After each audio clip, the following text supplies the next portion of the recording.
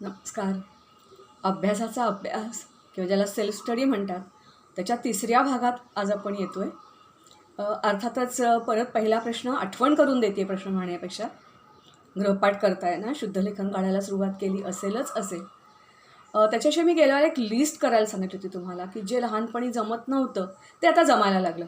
आणि ती लिस्ट बंद करू नका बरं का.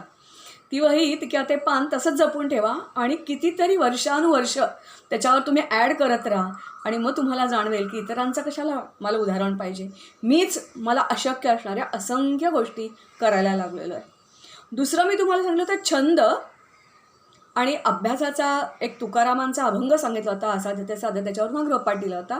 आणि छंद म्हटलं होतं तुमच्यापैकी कदाचित काही जणांनी पालकांना सतावलं सुद्धा असेल. बघा, मी म्हणत होतो ना मला पोहायला पाठवा, पण तुम्ही नाही पाठवलं. मी तुम्हाला सांगत होतो मला स्केटिंग शिकायचं आहे, क्रिकेट खेळायचं आहे, पण तुम्ही नाही पाठवलं. काही जण तर असाही म्हणतील की अरे मला इतकी भटकायचा हौस आहे ना, तो माझ्या मित्राचे बाबा बघा कसे त्याला सिंगापूर हाँगकाँगला घेऊन गेले आणि तुम्ही मला इथे पण कुठे नेत नाही. अर्थातच पालकांच्या काही अडचणी असतात, मर्यादा असतात. सगळ्यात मोठा खर्च आणखीन त्याच्याशिवाय लागणारा वेळ. आज मी तुम्हाला जे छंद सांगणार आहे ते घरच्या घरी करण्यासारखे आहेत. छंद का जोपासायचे मुळात. पहिली गोष्ट, एक तर तुमचा वेळ छान मजेत जातो.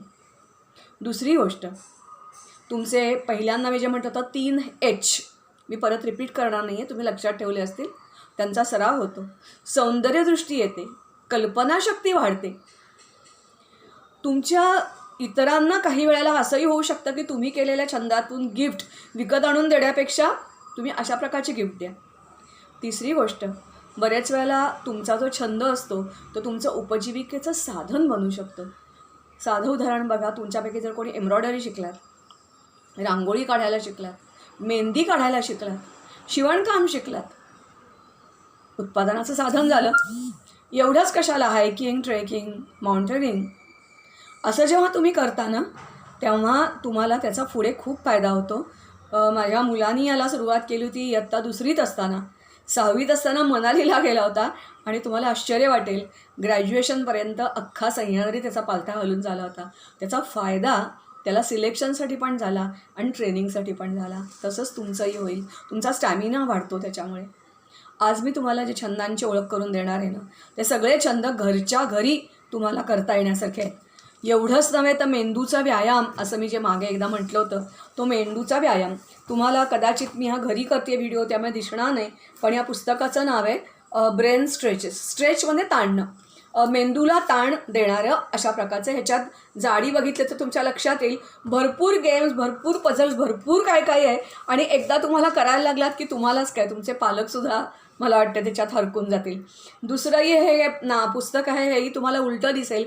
करून पहा अशा ह्या पुस्तकाचं नाव आहे. याच्यामध्ये अक्षरशः अनेक अनेक अनेक गोष्टी, प्रयोग असतील, काही हँडीक्राफ्टच्या गोष्टी असतील, काही टॉईज असतील, असं बरंच काही काही केलेलं आहे. घरच्या घरी तुम्ही करू शकता.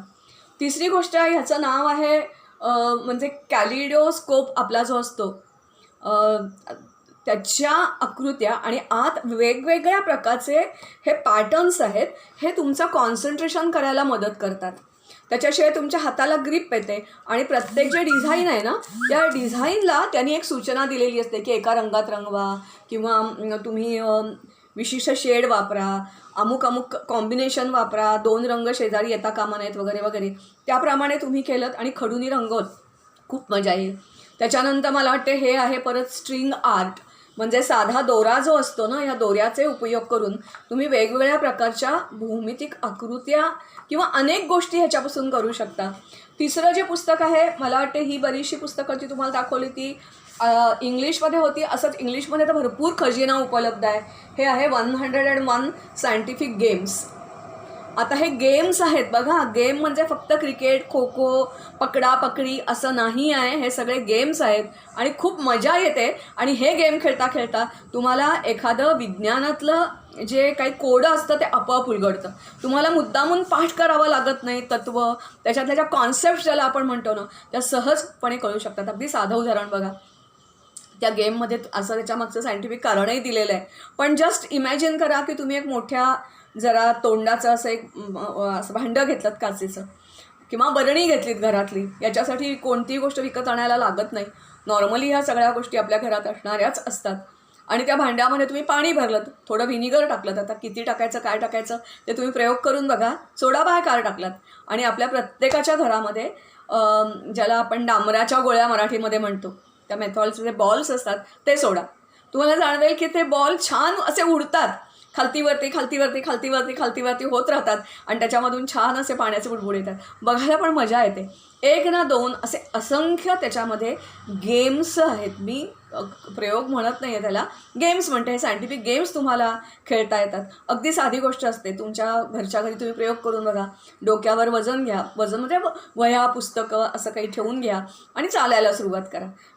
बॅलन्स करून चालायला लागलात 2 हात घेऊन की तुमचं तुम्हाला जमेल. आणि मग जेव्हा तुम्ही थांबाल ना तेव्हा पटकन तुम्ही पुढे झुकलेले तुम्हाला दिसाल. ते का झुकता? त्याच्यामागे कारण असतं गुरुत्वाकर्षणाचं. अशा प्रकारचं कारणही त्याच्यात त्यांनी दिलेलं आहे. तेव्हा असे गेम करून बघा. त्याच्यानंतर मला वाटते मराठी माध्यमाच्या मुलांना ओळख झालेली आता. आपण बरीच खेळणी घेतो. हे एक पुस्तक दाखवते, पण अशी असंख्य पुस्तकं मार्केटमध्ये उपलब्ध आहेत. मराठीमध्ये सुद्धा उपलब्ध आहेत. खेळण्यांसाठी, फक्त खेळण्यांसाठी. म्हणजे ह्याच्यातून खेळायचंच आहे तुम्हाला. मला वाटते मुलं 3री 4थीची तुम्हाला आठवत असेल की कितीतरी गोष्ट मुलं खेळतात. नुसतं ते खेळणं बनवलं आणि ठेवून दिलं असं नाही होत. तेव्हा असं हे पुस्तकं असतात. घरच्या घरी बऱ्याचशा सगळ्या वस्तू तुम्हाला दिसतही असतील इथे, की हा स्टँड तुम्हाला दिसू शकतो, हा कागद आहे, हा कागद आहे, हे काय जे मेणबत्ती आहे ही, हा पण एक साधा सुई तुमची विणकामाची घेतली, असा हा घरातल्या घरात गोल तयार केला तरी तुम्हाला होऊ शकतं. त्याच्याही पलीकडे जाऊन तुम्हाला आणखीन खूप स्वस्तातला आणि खूप मजेशीर म्हणजे अशा प्रकारची ही चित्रं आहेत बघा, वेगवेगळी कापलेली. मी आता ही साधी मॅगझिनमधून कापलेली चित्रं आहेत. 1 2 3 कितीही तुम्ही कापा. आता ह्याचं नेमकं काय करायचं? तर एक तर तुमची वही डेकोरेट करू शकता किंवा तुम्हाला अभ्यासाचा कोपरा दिला असेल आईबाबांनी, तिथे तुम्ही लावू शकता. दार, कपाट. त्याच्याही पेक्षा महत्त्वाचं म्हणजे याच्या साहाय्याने आम्ही पूर्वी गोष्टी बनवायला मुलांना शिकवायचो. दुसरी गोष्ट अशी आहे, कशा बनवायच्या आपण जेव्हा प्रत्यक्ष बघू तेव्हा जरूर आपण याचा प्रयोग करून बघू. दुसरी गोष्ट अशी आहे की याचे कोलाज करू शकता तुम्ही. एक्सप्रेशन्स याच्यावरच्या कोणत्या आहेत, खालती एखादी लाईन कविता करा. पहिलीपासून आहे ना हल्ली, मग एखादी करा ना कविता आणि त्याच्यावरून मग कविता करा. मग मुलांना द्या ते कारण आणि कोणत्या कवितेची ओळ ह्याला हे चित्र लागते असं काही होऊ शकतं. अनेक तुम्हाला ॲडजेक्टिव्स आणि ॲडव्हर्ब्स म्हणजे विशेषण आणि क्रियाविशेषण याचा सराव याच्यासाठी करता येऊ शकेल. आणखीन एक भाग असा आहे की आपल्याकडे पुस्तक म्हणजे मोठं आणि छापलं पाहिजे असं काही नसतं. मला वाटते मी मागे 1 वर्ष असा प्रयोग केला होता की छोटी छोटी 8 ते 10 पानांची पुस्तकं, 2 10 बाय म्हणजे आपण ते 10x4 जे कागद म्हणतो त्याच्या साहाय्याने ही पुस्तकं बनवायची. कशासाठी बनवायची? एक तर तुम्हाला त्याचा उद्योग प्रकल्प करायचे असतात ना. मग कधी परिसर निवडा, कधी पाऊस विषय निवडा, सरपटणारे प्राणी निवडा, त्याची चित्र बनवा, त्याच्यापासून कॅप्शन्स करा, त्याची लिंक लावा. तुमच्याकडे जसं तुम्ही ठेवा ना, तर शाळेलाही गिफ्ट करा ना. मोठ्या माध्यमिक मुलांनी बनवलेली पुस्तकं जी असतील ती प्राथमिकची मुलं जेव्हा रिकामा वेळ असेल तेव्हा ती चालतील, त्यांनाही प्रेरणा मिळेल. कारण मला असं वाटतं आम्ही ज्या वर्गात वर्ग घेत होतो ना त्या वर्गामध्ये मुलांची हस्तलिखितं होती, ती तिथेच कपाटात पडून होती. मी बाईंची परवानगी वापरली की बाई आम्ही हे हस्तलिखितं बघू का. आणि गंमत म्हणजे मुलं त्याची काच फुटली होती त्या कपाटाची. त्यामुळे मुलांना एकच बजावलं होतं की कोणतीही गोष्ट खराब होता कामा नये, तुटता फुटता कामा नये आणि परत जागी गेली पाहिजे. मी जायच्या अगोदर वर्गात जी मुलं आलेली असायची ना त्याच्यातलं पुस्तक घेऊन ते चाळत असायची. कारण आपल्या कोणीतरी मोठ्या दादाताईंनी बनवलेलं आहे, मग ती कविता केलेली असेल, चित्र रंगवलेलं असेल, विनोदी चुटका असेल, मुलाला खूप मजा आली होती. तसं मी तुम्हाला हे छोटं सांगते. आपण जेव्हा प्रत्यक्ष भेटू तेव्हा अशा प्रकारचा ॲक्टिव्हिटी घेऊ.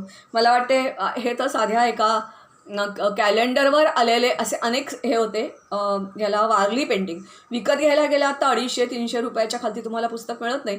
पण अशी मला वाटते वृत्तपत्रामध्ये जाहिरातीत येतात, अनेक ठिकाणी येतात. तुम्ही जरी कापलं आणि बघून काढायचा प्रयत्न केलात ना तरी ह्याच्यामध्ये तर आणखीन एक फायदा आहे बरं का. तुम्ही जर नीट माहिती असेल तुम्हाला, मी सांगायची गरजच नाही आहे, हा भरलेला गोल आहे, हा त्रिकोण आहे, या स्ट्रोक्स आहेत सगळे.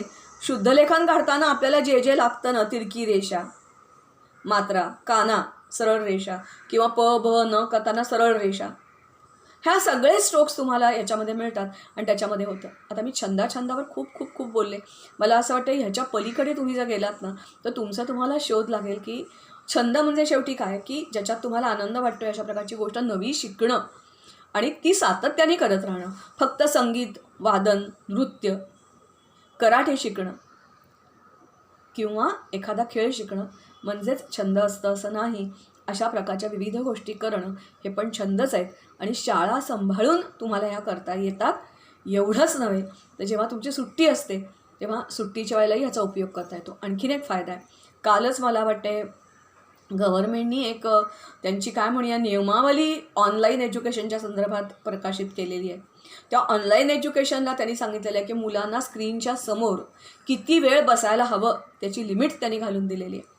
मला वाटतं हे जेव्हा तुम्ही सगळं करणार आहात ना तेव्हा स्क्रीनसमोर तुम्ही बसणार नाही आहेत, कारण त्याचा डोळ्यावर परिणाम होतो, बुद्धीवर परिणाम होतो.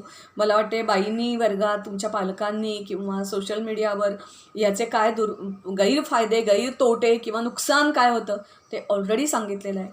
तेव्हा परत लक्षात ठेवा, स्क्रीनपासून दूर राहण्याचा उत्तम मार्ग म्हणजे अशा प्रकारचे वेगवेगळे गेम्स त्याला म्हणता येईल, खेळ म्हणता येईल, प्रयोग म्हणता येईल आणि तो छंद होऊ शकतो. तुम्हाला मी खरंच सांगते की मी जेव्हा शाळेला म्हटलं की मी सायंटिफिक टॉय शिकू का, तेव्हा मी आधी 100 खेळणी करून बघितली होती आणि तुम्हाला खोटं वाटेल, मी इतकी मजा म्हणजे अगदी साधं मुलांना मी रॉकेट जरी असं तर मी आधी करून बघितलं आणि ते उडलं ना की मला खूप आनंद व्हायचा. मी या वयात जर हा आनंद घेऊ शकत असेल तर तुमचं तर खेळायचं वय आहे. तुम्ही म्हणजे उत्साहमूर्ती आहात, लॉट ऑफ एनर्जी तुमच्यामध्ये आहे. त्याचा तुम्ही उपयोग करा आणि हे असं करा. आता थांबताना जसं मी दरवेळेला गृहपाठ देते त्याच्याशिवाय ॲडिशनल गृहपाठ मी आज देणार आहे. तुम्ही म्हणणार की बाई अभ्यासाकडे कधी येणार? अभ्यासाकडे पण आपल्याला यायचं आहे, पण ह्या सगळ्या गोष्टी अलाइड ज्याला म्हणतो फोर्सेस, म्हणजे एक सैनिक लढत असतो पण त्याच्यामागे असंख्य गोष्टी त्याला मदत करणाऱ्या असतात, तसं अभ्यासाला मदत करणाऱ्या ह्या सगळ्या गोष्टी आहेत. पाठांतर करायला सुरुवात करायची. काय पाठांतर करायचं, कसं करायचं प्रश्न पडला असेल, कारण बरेच वेळेला आम्हाला शिक्षकांना असं आढळतं की एक परिच्छेद दिलेला असतो आणि एक कविता दिलेली असते. खरं तर 2 परिच्छेद आणि 2 कविता, पण पाठांतर कसं करायचं ते नियम माहिती नसतात, त्याचं महत्त्व कळलेलं नसतं आणि मग परीक्षेच्या वेळेला खूप फंबल होतात. तेव्हा पुढच्या वेळेला अशा प्रकारे तुम्ही करायला सुरुवात करा. मला वाटते जो हातपाय हलवतो तो तरतो. तुम्हाला बेडकाची एक गोष्ट माहिती आहे की तो दुधाच्या किटलीत पडतो आणि दोघेहून बेडूक पडतात. एक घाबरतो, तो तळाशी जातो, कारण तो काही करतच नाही ना, घाबरून जातो, कसं जमणार, नाही करतच नाही तो. दुसरा असतो तो हातपाय हलवत राहतो, आपोआप दुधावर क्रीम जमा होतं, त्याच्यावर चढतो आणि बाहेर उडी मारतो. साधी गोष्ट आहे नाही तर जमणार. तुम्हाला प्रत्येकाला आत्मविश्वास असेल. खरं तर आत्मविश्वासाच्या गोष्टी सांगायला मला आवडलं असतं, पण आपली वेळ मी जी ठरवून घेतलेली आहे की नाही 10-12 मिनटाच्या पलीकडे तुम्हाला नाही तास द्यायचा, म्हणून मी थांबते. परत आठवण करून देते, छंद जोपासा आणि पाठांतराला सुरुवात करा. परत आपण भेटणार आहोत पुढच्या सोमवारी. पाठांतर काय करायचं, कसं करायचं हे मोठी लिस्ट आहे, कारण मला वाटते आपलं सगळं पूर्वीचं जे ज्ञान आणि वाङ्मय होतं ना ते बरंचसं आपल्याला पाठांतर म्हणजे नाही असं नाही, त्यावेळेच्या पण विद्यापीठं होती, त्याच्यात लिखित पण गोष्टी होत्या, पण पाठांतराने एका पिढीतून दुसऱ्या पिढीकडे आलेलं आहे. त्या पाठांतर कसं करायचं ह्याच्यावर आपल्या पूर्वजांनी खूप अभ्यास केलेला आहे, त्याच्याकडे आपण वळणार आहोत पुढच्या भागाला. तोपर्यंत नमस्कार. सगळ्यांनी मजेत राहा. ज्या मनात कंटाळा येईल त्या मनात तुम्हाला कंटाळा यायला लागेल, तेव्हा कंटाळा हा शब्द आपल्या डिक्शनरीतून काढून टाकायचा आणि कामाला लागायचा. Wish you all the best. Thank you.